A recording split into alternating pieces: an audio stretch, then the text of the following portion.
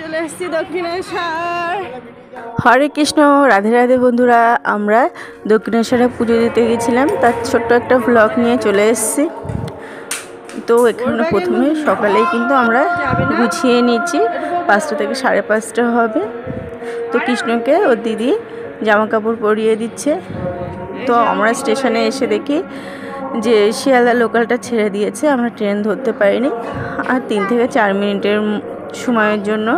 তো আমরা স্টেশনে দাঁড়িয়ে আছি পরবর্তী ট্রেনের জন্য।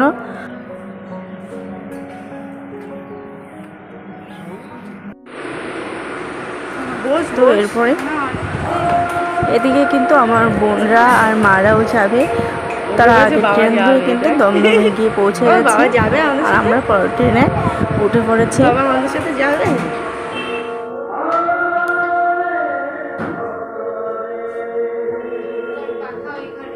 কৃষ্ণের বাবা যাবে না, ওই জন্য আমাদের ট্রেনের তুলে নিজে নেমে গেল। এদিকে কৃষ্ণ আর সুদীপ তারাও কিন্তু একটু মন খারাপ হয়ে গেল। ওর বাবা যেহেতু ছুটি নিতে পারেনি, ওই জন্য যেতে পারছে না। তো ট্রেন এবার ছেড়ে দিয়েছে। দেখো দুপাশে প্রাকৃতিক সৌন্দর্য কিন্তু ভালোই লাগে দেখতে ট্রেন থেকে।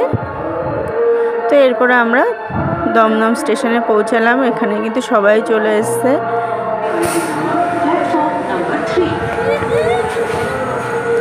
এখান থেকে এবার আমরা দক্ষিণেশ্বরের লোকাল ধরবো।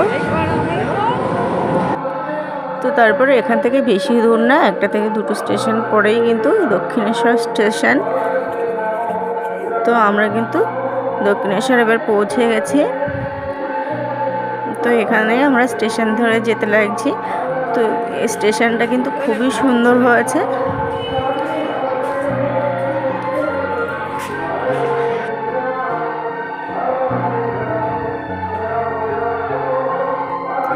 কৃষ্ণও কিন্তু খুব উত্তেজিত ছিল, ও একা একা স্টেশন ধরে একা একা হেঁটে যাচ্ছিল।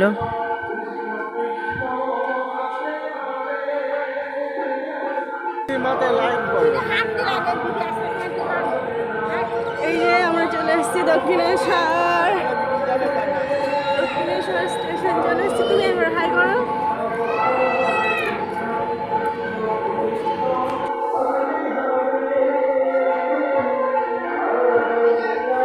তো আমরা কিন্তু দক্ষিণেশ্বর স্টেশন ধরে চলে গেলাম ডাইরেক্ট দক্ষিণেশ্বরের গঙ্গার পাড়ে।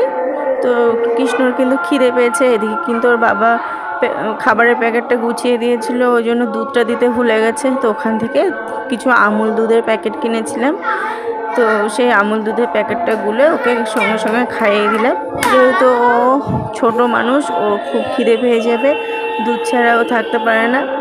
তো গঙ্গার ঘাটে বসেই কিন্তু ওর দুধটা গুলে কৃষ্ণকে খাইয়ে দিলাম। এরপর আমরা গঙ্গা স্নান করব। তো বন্ধুরা, ব্লগটি কিন্তু এখনই শেষ করছি। পরবর্তী ব্লগটা কিন্তু খুব শীঘ্রই চলে আসবে। সঙ্গে থাকবেন, সুস্থ থাকবেন। রাধে রাধে।